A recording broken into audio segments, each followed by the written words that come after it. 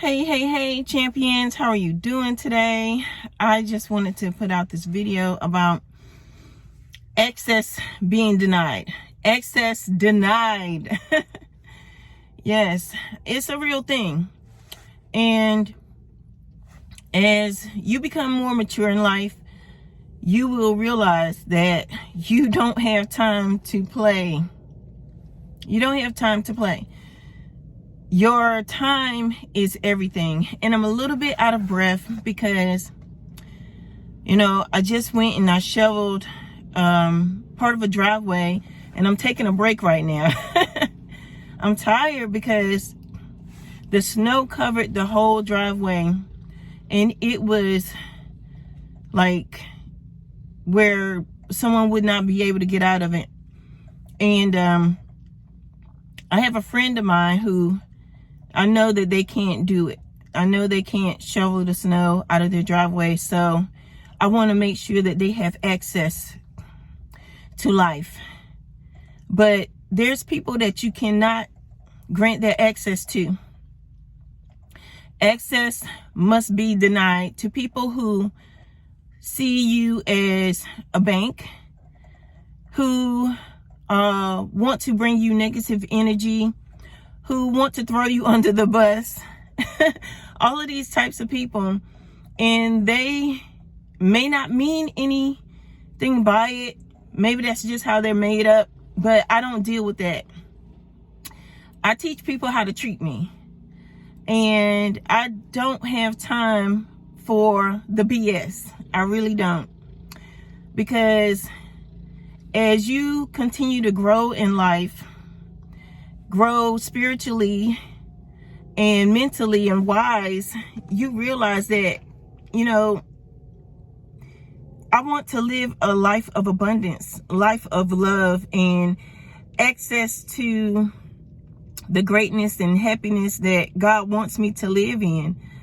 And if people are not happy and they want to bring you misery, well, you have to deny access. I don't care who it is.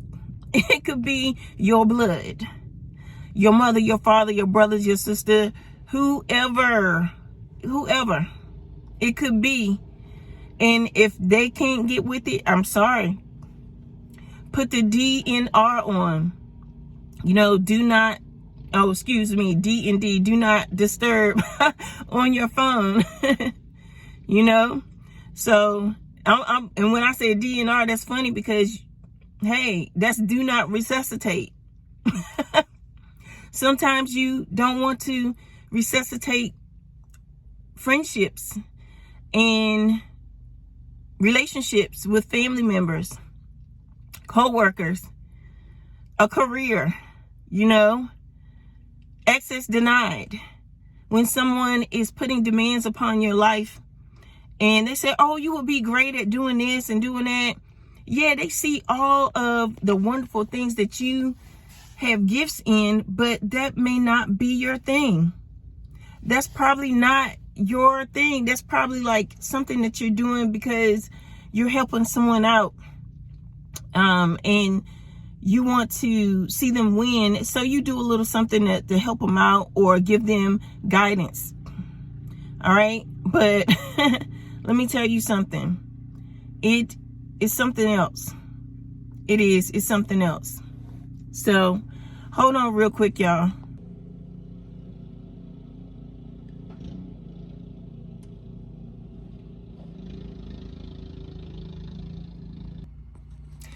Okay, y'all, as I was doing the video, this wonderful neighbor of my friend, he came up to the car, and so I stopped the video, and he was out here with his snowblower, and he came to the car, and he said, hey, I was just wondering if I saw you doing, shoveling out the driveway.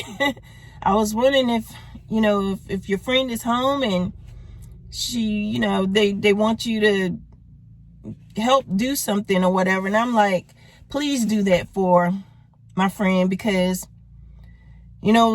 sometimes life will be different for you when things happen.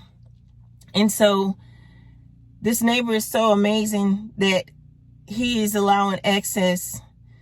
This is a friend. Access has been accepted for him. It's open for him because he's been a friend without even having to ask anything. He wasn't sure what to do, but he did come and ask me. So let me tell y'all something. Sometimes